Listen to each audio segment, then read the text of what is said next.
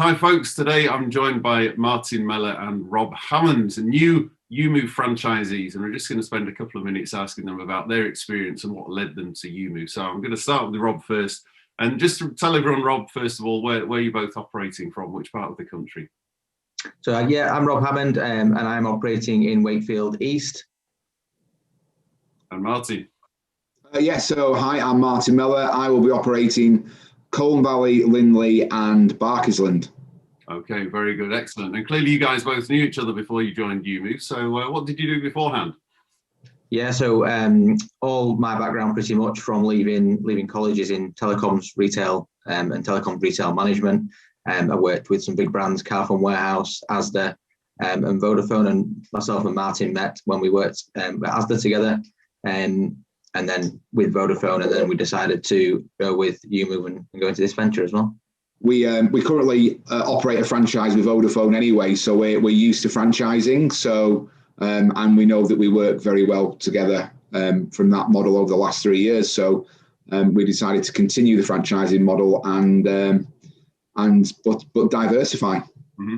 Okay, and what led you to conclude EweMove as the right franchise for you guys?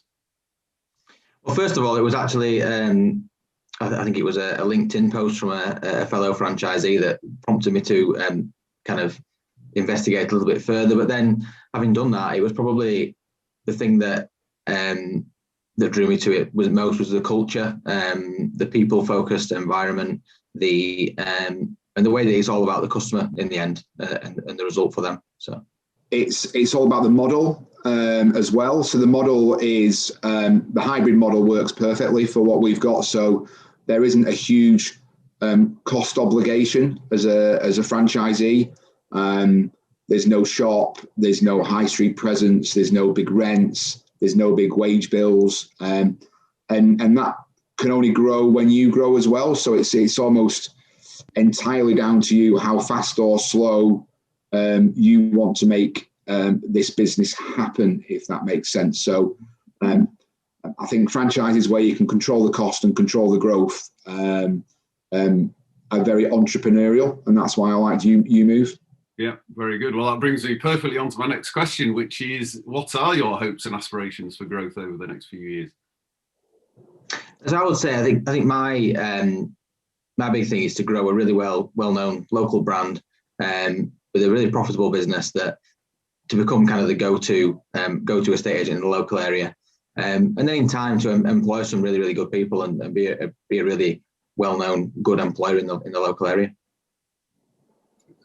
So from my perspective, very much what Rob said, but also I think I'd like to go fast and hard for 5 to 10 years and then go slow. It's probably where I'm starting to get to. So for me, it's 10 years of growing a really good business that can either be carried on or step back. You've got that choice when you're a franchise to be, again, as on it or as off it as you like, and potentially bring in associates to run the business as well. So the flexibility allows me to do that and to make those choices in the years to come.